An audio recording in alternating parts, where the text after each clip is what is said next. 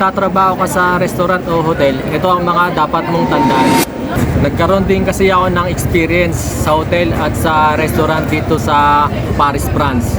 Bilang isang room attendant sa isang hotel at cook naman sa isang restaurant. May mga bagay na pagkakapareho sila lalo na sa customer service. Kung sa restaurant, nagsiserve sila ng mga kliyenteng kumakain at sa hotel naman, nagsiserve sila sa mga guest na mag-check-in o mag-i-stay sa hotel.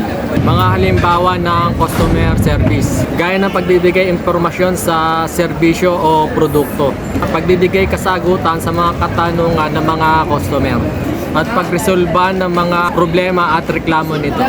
Kailangan ba ng maayos na appearance at attitude? Oo, ang itsura ang unang nagbibigay ng impresyon sa mga customer.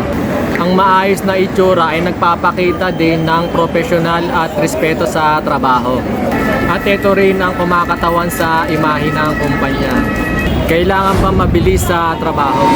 Oo, kailangan mabilis ka. Base sa naging experience ko sa restaurant, kailangan mai-prepare mo lahat ng lulutuin mo. Halimbawa, lunchtime. Kasabay ng pag-open ng restaurant ang pagpasok ng mga customer at ang pag-order nito.